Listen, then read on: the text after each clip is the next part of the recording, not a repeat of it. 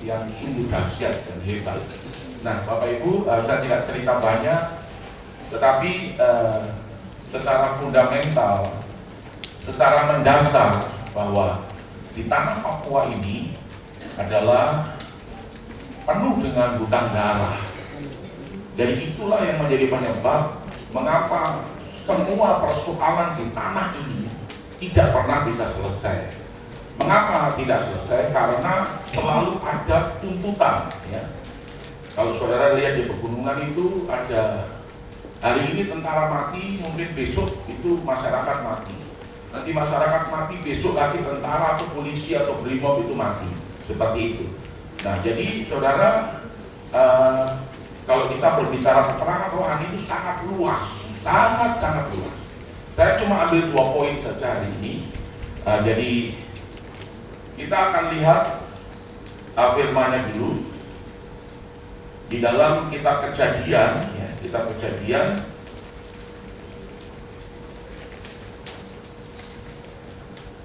Kejadian pasal 3 ayat yang ke-15. Kejadian pasal 3 ayat yang ke-15. Aku akan mengadakan permusuhan antara engkau dan perempuan ini, antara keturunanmu dan keturunannya. Keturunannya akan meremukkan kepalamu dan engkau akan meremukkan tumitnya. Lalu Matius 16 ayat 18 dan 19. Dan aku pun berkata kepadamu, engkau adalah Petrus, dan di atas batu karang ini aku akan mendirikan jemaatku, dan alam maut tidak akan menguasainya. Kepadamu akan kuberikan kunci kerajaan surga. Apa yang kau ikat di dunia ini akan terikat di surga, dan apa yang kau lepaskan di dunia ini akan terlepas di surga. Kemudian kitab Wahyu, ya, kitab Wahyu pasal yang ke-1 ayat 5 dan 6 itu sama dengan Wahyu pasal 5 ayat 10. Saya akan baca Wahyu pasal 1, 5 dan 6.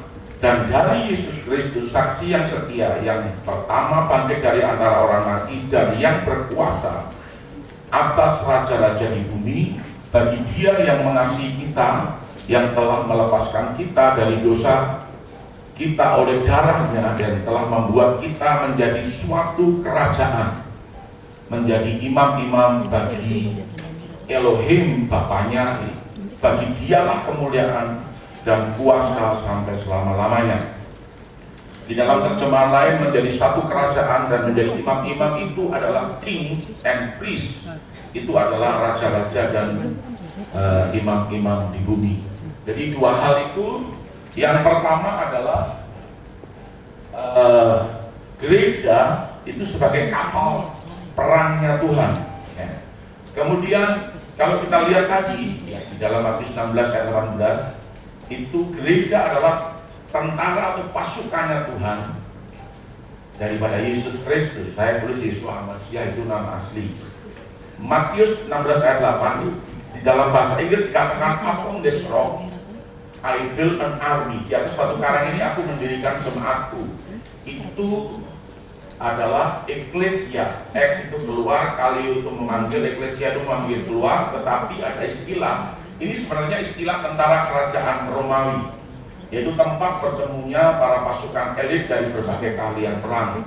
Ya, waktu itu mungkin ahli panah, ahli strategi perang, ahli bela diri, ya, mungkin pelontar api dan sebagainya, pasukan kereta dan sebagainya. Nah, saudara, kalau kita mundur ke belakang, itu kalau kata eklesia itu kan gereja, itu artinya dipanggil keluar dari gelap kepada terang, ya. Kemudian eklesia di tempat juga pertemuan dewan kota yang menentukan sebuah arah kebijakan kota sesuai dengan firman dalam Yeremia 23 18 dan 22. Jadi ada dalam satu sidang musyawarah Tuhan. Jadi kita ini yang menentukan arah kota, yang menentukan kabupaten, menentukan provinsi, yang seperti Pak Richard Pai tadi bilang, Pak Pendeta, itu benar sekali. Itu harus kita aminkan. Kemudian eklesia itu merupakan istilah tentara Romawi yang tadi dikatakan bahwa ini adalah berkumpulnya pasukan elit, ya, Jadi menjadi pasukan khusus daripada Tuhan Yesus. Itu menjadi pasukan terdahsyatnya Tuhan. Upon this rock I build an army. Itu yang dibidik oleh Tuhan kita, Yesus Kristus. Yang ada dalam pikirannya itu, di atas batu karang ini aku mendirikan jemaatku, itu aku membangun tentaraku, ya. Seperti itu. Nah, permusuhan itu sudah ditetapkan dari sejak Kejadian pasal 3 ayat 16. Jadi tadi dikatakan bahwa antara keturunan perempuan itu dan keturunan ular itu, keturunan perempuan akan menginjak ular itu dan ular itu akan menggigit tumitnya. Jadi seperti itu, saudara.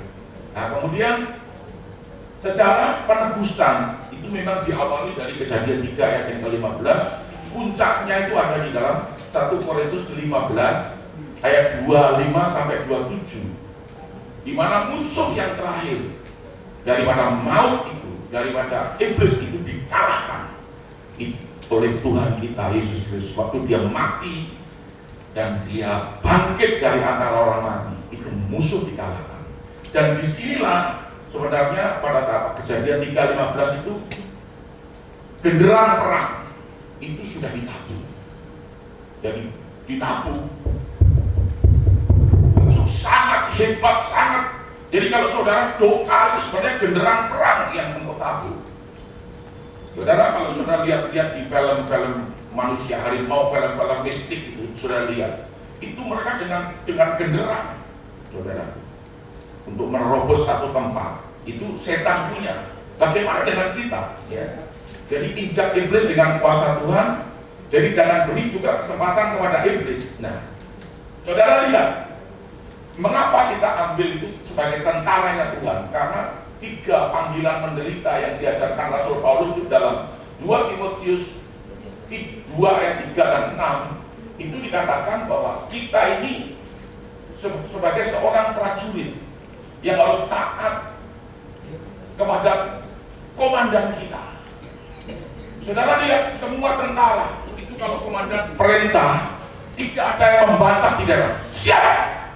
Semua selalu berkata siap. Sama dengan Tuhan. Kalau kau diperintah, tidak ada kata lain harus siap. Hanya itu.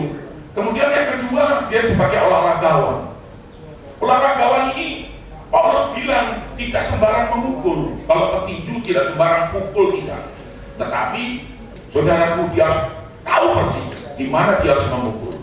Sebagai pelari, saudaraku, dia harus terima medali, terima hadiah, jadi juara pertama. Kemudian yang ketiga itu sebagai seorang petani. Saya tidak perlu baca ayatnya karena itu sudah jelas, ya, seperti itu.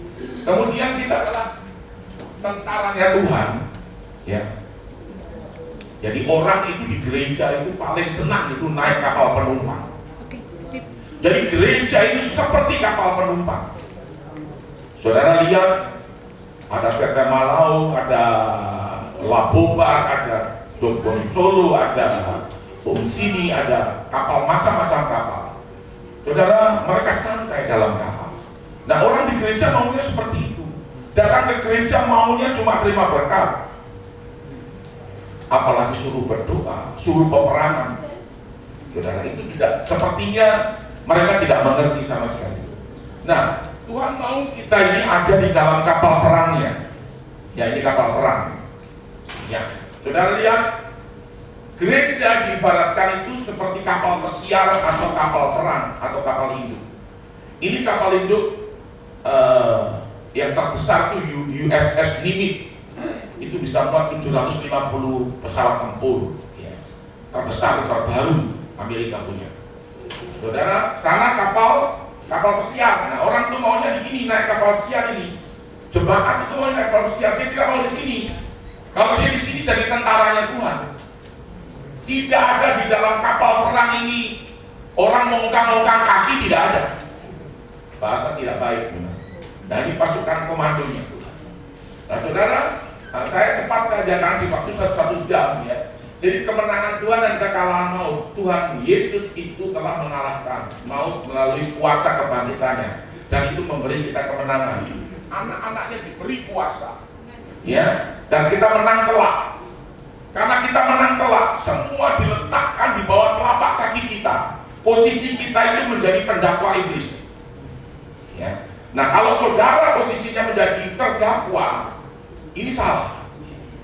Karena di sini iblis maut sudah dikalahkan, kunci maut dan kerajaan maut sudah di tangan daripada Yesus. Ya, ini Wahyu 1:17-18. Iblis maut sudah dikalahkan, tidak berkuasa, sudah dilucuti.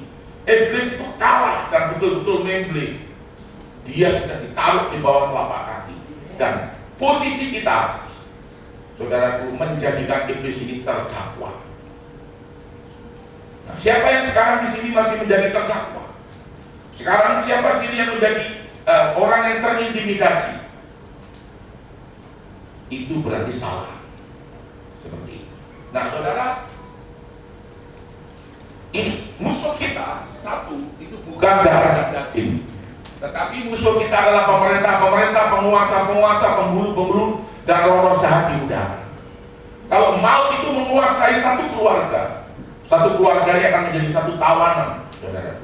Musuh kita memang bukan manusia, tetapi iblis. Orang bilang, kenapa kita harus peperangan rohani terus? Kenapa kita harus peperangan? Untuk apa kita peperangan rohani? Saudara, memang itu sudah ditetapkan. Saudara dan saya itu harus peperangan rohani. Tidak ada pilihannya, tidak ada. Ya, pilihannya tidak ada. Jadi, saudaraku yang saya kasih dalam Tuhan, pilihan kita tidak ada. Kita memang harus berperang sampai kita dipanggil Tuhan. Saudara adalah pasukannya Tuhan, saudara tentaranya Tuhan. Saudara mau bilang tidak mau itu tidak bisa, harus, karena memang itu tadi sudah dituliskan, sudah ditetapkan begitu. Bapa Yahweh, Tuhan kita, Elohim itu sudah menetapkan kita bahwa kita ditetapkan. Genderang perang itu sudah ditabur dari Kejadian 3:15. Diakhiri oleh Tuhan Yesus waktu mati di atas kayu salib. Nah, saudara lihat.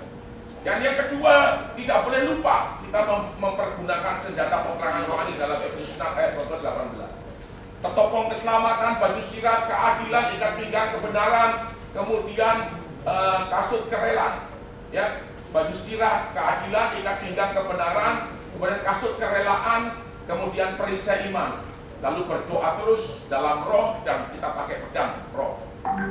Jadi saudara lihat, kita tidak boleh lupa, ini tidak boleh seperti itu. Nah, kemudian yang berikut adalah Tuhan saja itu terus memekik, Tuhan itu terus berteriak untuk satu peperangan, dan Tuhan itu membuktikan bahwa Dia adalah Dia yang menciptakan semuanya, membuktikan kepahlawanannya. Nah, saudara, peperangan itu setiap hari. Kita harus ada di medan peperangan itu setiap hari.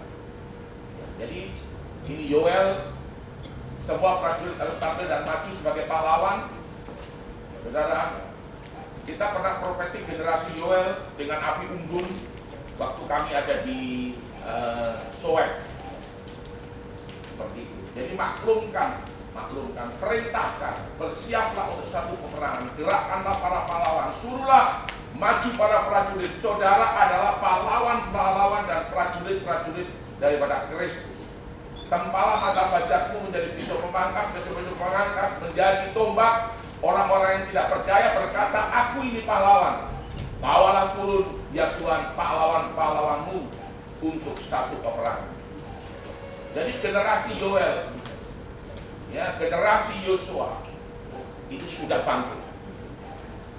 Kami bikin api unggun waktu itu besar, seperti itu.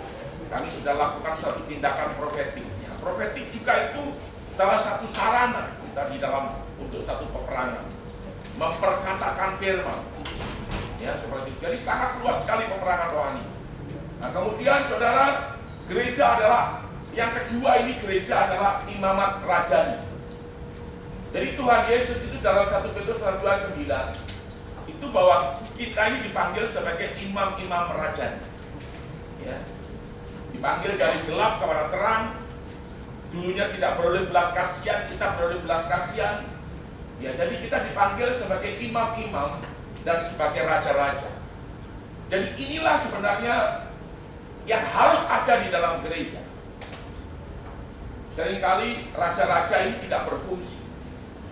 Jadi kalau kita lihat dalam bahasa Inggrisnya itu king and priest, ya. Ini jabatan imam. Imam harus hidup dalam kebenaran dan kekudusan. Fungsi utamanya berdiri di tengah atau di antara orang-orang berdosa dan Bapa di surga, atau Elohim atau Bapa Yahweh. Jadi pengantara kita, standing on the gap, berdiri di tengah celah antara orang berdosa dengan Bapa kita di surga, melakukan segala sesuatu sesuai dengan visinya Tuhan. Jadi ini adalah otoritasnya imam. Kemudian yang kedua, jabatan raja. Otoritasnya sama, ya, hidup dalam kebenaran dan kekudusan. Ini kalau raja yang hebat, ya. Contohnya seperti Raja Daud. Fungsi utamanya memimpin rakyat, memimpin umat. Dia juga sebagai panglima perang, melakukan segala sesuatu sesuai visi yang Tuhan beri melalui imam. Syukur kalau rajanya itu juga imam. Jadi ada seorang raja yang punya jabatan itu sebagai kings and priests, seperti Raja Hizkia, Raja Daud, ya, itu kings and priests. Syukur kalau dia itu juga punya jabatan sebagai imam. Dia bisa mendengar suara Tuhan dan dia bisa melakukannya. Tapi kalau tidak, berarti imam yang mendengar dan dia beritahukan kepada raja, dan raja itu yang harus melaksanakan. Nah, raja-raja itu siapa? Orang-orang yang kaya-kaya di dalam gereja itu. Pengusaha-pengusaha, anggota-anggota DPR, anggota RRP, mungkin juga yang ada di pemerintahan, ya, mungkin di kantor bupati atau dan lain sebagainya. Sebagai raja-raja yang punya uang, dan dia harus membackup pelayanan. Uangnya sebagian harus dipakai untuk membackup pelayanan. Itu yang benar, ya, seperti itu. Nah, 1 Korintus 5 ayat 18-20, imam-imam kita ini sebagai imam-imam yang dipercaya untuk satu pelayanan. Pelayanan apa? Pelayanan pendamaian. Jadi dengan perantaraan Kristus telah mempercayakan satu pelayanan pendamaian. Jadi saudara dan saya itu punya otoritas untuk memperdamaikan. Ya, ia telah mempercayakan berita pendamaian. Jadi berita pendamaian ini juga dipercayakan kepada kita, kepada saudara dan saya. Jadi kami ini, saudara dan saya itu adalah agen-agen Kristus, utusan-utusan Kristus. Ayatnya tak karena dalam 1 Korintus 5 ayat 18-20. Nah, Kolose 1 ayat 20 ini juga satu kunci. Saudara harus paham betul dan mengerti betul akan hal ini. Dan oleh dialah, yaitu Yesus, memperdamaikan segala sesuatu dengan dirinya. Ingat, baik yang ada di bumi maupun yang ada di surga. Sesudah ia, yaitu Yesus atau Yesua, nama aslinya, mengadakan pendamaian oleh darah salib Kristus. Jadi saudara, pendamaian itu harus dilakukan dengan darah salib Kristus. Tidak bisa kita hanya bicara saja, tidak bisa. Ini firman, saudara. Nah, Ibrani 9 ayat 22. Dan hampir segala sesuatu disucikan menurut hukum Taurat itu dengan darah. Tanpa darah, tanpa penumpahan darah itu tidak ada pengampunan. Kalau Yesus tidak mati dan mencurahkan darahnya, tidak ada pengampunan. Nah, saudara, dari mana kita dapat darah? Dari cawan perjanjian baru yang saudara kenal dengan nama perjamuan kudus, seperti ini, ya. Saudara, Keluaran 12 ayat 7 itu tulah yang ke-10, ya, yaitu kematian daripada anak-anak sulung, dari semua anak manusia maupun anak binatang. Dan Musa diperintahkan untuk menyembelih anak domba jantan yang tidak bercacat. Lalu darahnya dioleskan di ambang pintu dan atap rumah mereka, sehingga maut itu lewat dari mereka. Mazmur 23 ayat yang kelima, Bapa Yahweh menyediakan hidangan. Kalau dalam Alkitab perjanjian baru ditulis Allah. Ya, saudara mau pakai Allah juga tidak apa-apa. bukan hak saudara. Tetapi Alkitab LAI itu menuliskan bahwa Allah itu adalah pengganti nama Allah Israel, itu namanya Yahweh. Itu ditulis juga dalam Alkitab. Jadi di hadapan para lawan dan musuh-musuhmu. Jadi hidangan itu disediakan di hadapan para lawan dan musuh-musuh kita. Lalu yang kedua, piala kami melimpah dengan minyak baru. Wahyu pasal 6 ayat yang ke-6. Jangan rusakkan minyak dan anggur. Anggur itu bicara tentang perjamuan. Nah, saudara, Matius, Markus, Lukas, Yohanes itu kan menuliskan tentang cawan perjanjian baru, tentang perjamuan kudus. Ya. Yang paling jelas itu ada dalam 1 Korintus pasal 11 ayat 23 sampai 29. Itu ditegaskan di sana bahwa yang pertama itu kita memperingati korban Kristus. Ya, jadi pada waktu malam sebelum Tuhan Yesus diserahkan, Dia mengambil roti, ya, mengambil roti dan berdoa bersama murid-muridnya. Dia berdoa mengucap syukur atas roti itu dan Dia berkata, inilah tubuhku yang diserahkan bagi kamu. Jadikan ini menjadi peringatan akan aku. Ya. Kemudian yang kedua dia ambil cawan.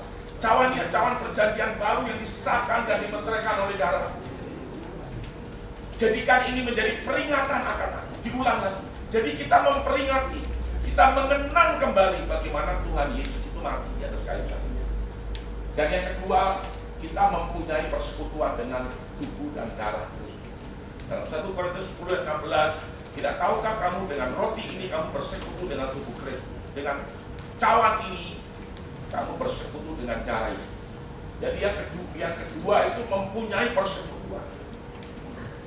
Nah, dengan darah Yesus ini juga kita punya keberanian. Kalau di dalam tabernakel itu ada halaman, ada ruangan suci dan ruangan maha suci. Dengan darah Yesus kita punya keberanian untuk masuk ke dalam ruangan maha suci, langsung berhadapan dengan Tuhan. Seperti itu. Saudara, jadi kita harus pahami betul dengan hikmat dan dengan pengertian tentang tubuh dan darah. Nah, tubuh dan darah ini bukan lambang. Saya masih sering dengar dalam satu pelayanan perjamuan kudus atau cawan perjanjian baru, pendeta di depan sana masih bilang lambang. Kalau lambang itu engkau tidak punya kuasa. Apalagi ada pendeta kalau di YouTube itu yang mengatakan bahwa itu sudah tinggal tanda saja. Tapi ada juga yang mengatakan bahwa perjamuan kudus itu jimat. Minyak urapan itu juga jimat. Saya bilang minyak urapan itu ditulis dalam Markus pasal 6 ayat 12 dan 13. Rasul diperintahkan Tuhan untuk memberitakan Injil dan orang harus bertobat. Mereka mendoakan orang sakit dan mengoles dengan minyak. Orang-orang sakit disembuhkan pertama, setan-setan diusir yang kedua. Kemudian Yakobus pasal 5, 14 dan 15. Jikalau ada seorang di antara kamu yang sakit, baiklah ia memanggil penatua jemaat dan mendoakan orang yang sakit itu serta mengolesnya dengan minyak. Doa yang lahir dari iman pertama, dia akan membangunkan orang yang sakit. Jikalau ia telah berbuat dosa, dosanya diampuni. Pendeta, macam minyak apa itu? Kok bisa mengampuni dosa? Sakti sekali minyak itu. Saudaraku, masalahnya adalah dengan iman. Dan di dalam Yesaya pasal 10 ayat 27a, di sana dikatakan, itu di dalam Alkitab LAI memang tidak ditulis lengkap. Tapi kalau di dalam bahasa Inggris ditulis lengkap. Nah, saudara, di sana dikatakan bahwa beban yang ditaruh atas pundakmu itu terbuang dan hilang lenyap. Kuk setan yang ditaruh atas tangkukmu terbuang dan hilang lenyap. By the anointing, destroyer by the anointing. Di dalam Alkitab bahasa Inggris dihancurkan dengan minyak urapan. Jadi dosa itu diampuni. Seperti itu. Nah saudara, saya tidak perlu panjang-panjang. Persoalan mendasar di tanah Papua, tadi saya sudah katakan, adalah kutub hutang darah. Hampir semua di tanah Papua ini kutub hutang darah, yaitu orang yang mati dibunuh. Nah hukum Taurat itu mengatakan bahwa mata ganti mata, gigi ganti gigi, telinga ganti telinga, tulang ganti tulang, nyawa ganti nyawa, tangan ganti tangan. Betapa rumitnya hukum Taurat. Kalau membunuh orang tersebut juga harus dibunuh dan ganti nyawanya. Nah darah itu selalu menuntut balas. Contohnya darah Habel itu berteriak dalam Kejadian 4 ayat 10. Waktu dia membunuh Kain, darahnya terus menuntut, ya. Dan Kain menjadi terkutuk. Kemudian Bilangan 35, 30, kemudian ayat 18, 19, setiap orang yang telah membunuh haruslah dibunuh sebagai pembunuh menurut keterangan saksi-saksi. Tapi kalau hanya satu orang saksi saja tidak cukup untuk memberi keterangan terhadap seorang yang dalam perkara hukuman mati. Jadi tuntutan darah, tuntutan hutang darah itu harus dibayar dengan darah, nyawa dibayar dengan nyawa. Nah ini, atau jika kamu membunuh orang itu dengan benda kayu di tangan mungkin menyebabkan matinya seseorang sehingga orang itu mati, maka seorang pembunuh pastilah pembunuh itu harus dibunuh, mati juga. Kemudian 35-19 menuntut darahlah yang akan membunuh pembunuh itu pada waktu bertemu dengan dia, harus membunuh dia. Seperti itu. Nah gereja kita punya jawaban. Ibrani pasal 12 ayat 24, ya, kepada Tuhan Yesus sebagai pengantara perjanjian baru dan kepada darah pemercikan yang berbicara lebih kuat daripada darah Habel. Dari mana kita dapat darah? Dari mengambil cawan perjanjian baru. 1 Korintus 27, 23 sampai 27, Yohanes 6, 53 sampai 57, 1 Korintus 10, 16 dan lain sebagainya. Nah saudaraku, tidak ada pilihannya. Saudara, saya tiap hari ambil perjamuan kudus di rumah. Itu memang diajarkan, ya seperti itu. Mengapa? Kita perlu perlindungan. Kita perlu hidup kita terus diperbaharui, saudara. Nah sekarang tinggal saudara sebagai imam yang memperdamaikan, ya, memperdamaikan itu adalah sebagai pelayan perdamaian. Saudara harus lakukan. Saudara punya otoritas imam. Syukur kalau saudara juga punya otoritas raja. Seperti ini. Nah saudaraku yang saya kasih dalam Tuhan, mari kita lakukan. Bahwa kita ini kapal perangnya Tuhan. Dan yang kedua, kita adalah imamnya Tuhan. Jadi kita punya hak penuh untuk kita melakukan pelayanan pendamaian. Jangan ragu-ragu, jangan takut, ya. Memang di gereja tertentu bahwa imam itu harus laki-laki. Tetapi saudaraku, di dalam saat tadi 1 Petrus pasal 2 ayat yang ke-9 dikatakan bahwa kita ini semua adalah imam dan raja-raja. Jadi saudara bisa lakukan pelayanan pendamaian, memperdamaikan tanah, menebus tanah ini. Manusia terbuat dari tanah. Kalau tanah itu tercemar, manusia yang hidup di situ semua juga penuh dengan tanah sengketa. Hatinya penuh dengan tanah sengketa. Itu masalah. Dan kita harus memperdamaikan. Kalau tanahnya sudah diperdamaikan, maka orang yang hidup di tanah itu juga hatinya akan diperdamaikan dengan hati Tuhan. Ya mungkin ada yang belajar peperangan rohani lagi, mungkin mereka menggunakan 7 elemen, ya, mulai dari air, kemudian minyak, madu, kemudian tepung, kemudian anggur, ya. Tidak apa-apa, saya juga gunakan juga, sama, semua saya gunakan. Tetapi saya cuma berbicara 2 hal ini saja. Saudara, pada waktu kita masuk ke Biak Barat itu bukan tempat yang mudah. Itu driver eskavator saja naik bukit di Nabdori itu dia mati. Tapi kami datang ke sana, kami masuk. Itu Pak Andreas Kemur itu yang datang ke Gua Nabdori. Dia masuk di laut, lewat laut, jalur laut, kami lewat laut, jalur darat dengan jalan kami. Jadi perdamaikan tanah itu. Mereka dari kampung itu akhirnya mereka keluar semua.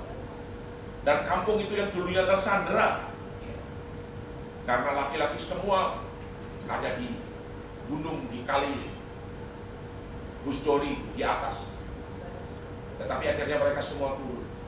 Akhirnya mereka pindah ke Adadikam. Di Adadikam kami juga pernah buat KKR di sana. Dan waktu itu Melkianos Awong sudah meninggal. Dan anak-anaknya kami doa untuk tanah di sana. Dulu tidak ada ikan. Semua gersang tidak ada ikan.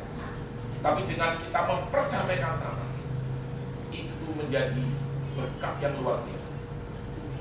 Hari itu saya perintahkan kepala desa, Bapak tolong ini uang, Bapak beli bensin dan cari ikan. Bu, pendeta tak ada ikan. Saya bilang, saya minta tolong Bapak pergi cari ikan. Dan saya doa, hari itu dapat 4 kalencat yang 25 kilo itu ikan ekor kuning itu besar-besar. Satu timba itu bisa ada yang 6, ada yang 5, besar-besar. Saya bilang jual sebagian, mereka bilang tidak, pendeta ini kita berdoa jadi semua harus dimakan. Kita kalau itu makan. Dari terakhir KKN itu ada Martin Parwas dulu. Ingatkah tidak? Dengan tim dari Manokwari, timnya siapa itu? Saya berdoa lagi untuk ikan. Dan jaring 50 meter itu penuh dengan ikan. Pak Martin Parwas berapa timba bawa ikan? Saya bawa 3 atau 4 timba. Dan sampai hari ini ikan itu tetap ada. Itu ada Andreas Kumur, orang-orang Biak Barat. Masih ada. Oh. Padahal dulu tidak ada. Waktu saya datang ke sana, saya hanya berdoa saja waktu itu. Kemarin ada urusan gereja itu. Orang-orang tua di sana dia lihat saya begini, ini pendeta dulu yang berdoa untuk ikan di kampung ini pendeta. Saya bilang, iyo, saya dulu yang berdoa. Jadi seperti itu, dengan memperdamaikan tanah, semua akan selesai. Kita harus berani untuk memperdamaikan tanah. Karena manusia itu terbuat dari tanah.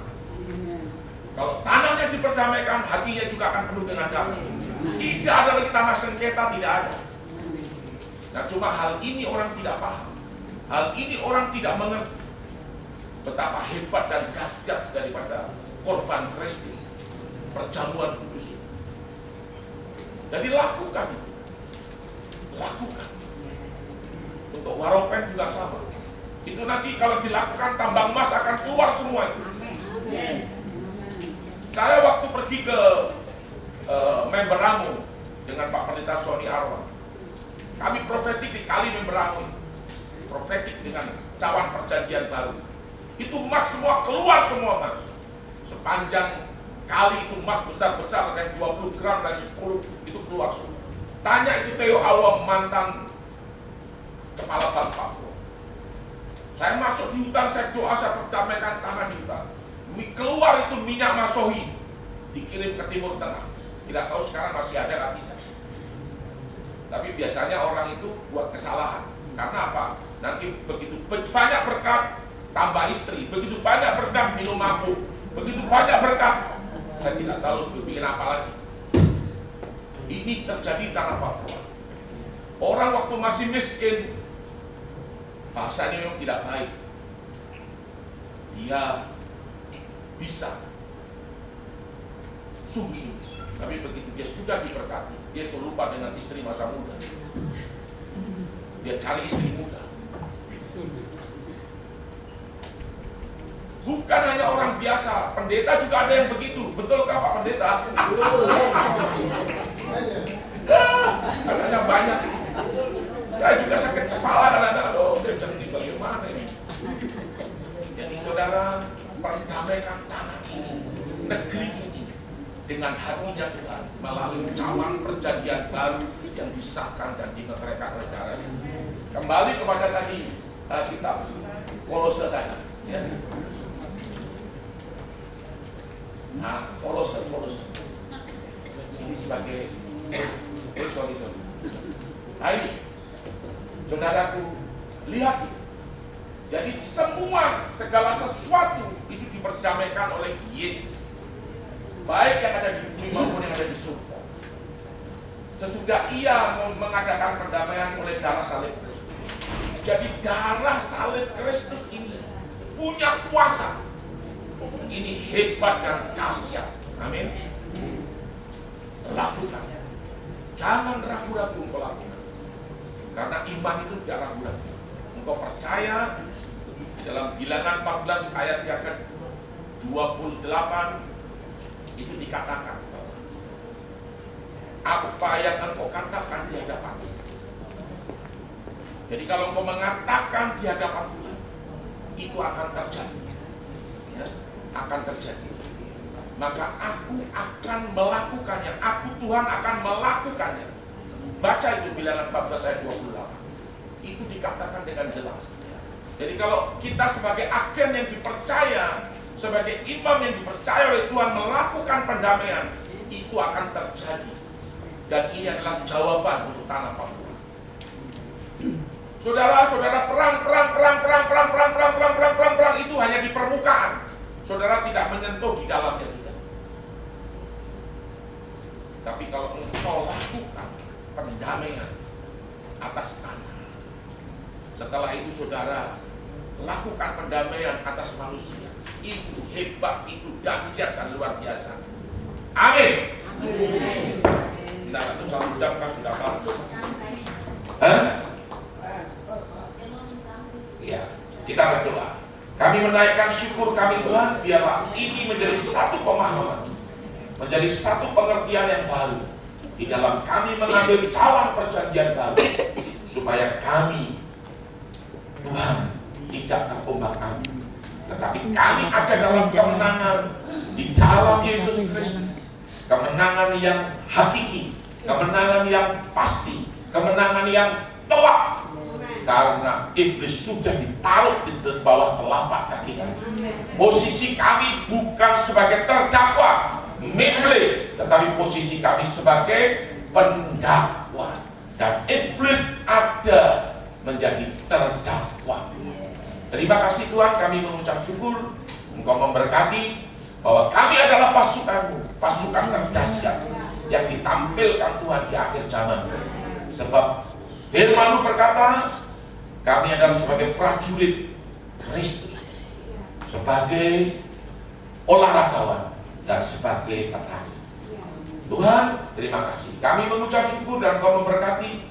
Biarlah sharing firman ini menjadi satu kekuatan bagi setiap kami, dan mereka datang tidak pulang dengan kosong, tetapi mereka datang dan pulang membawa berkat.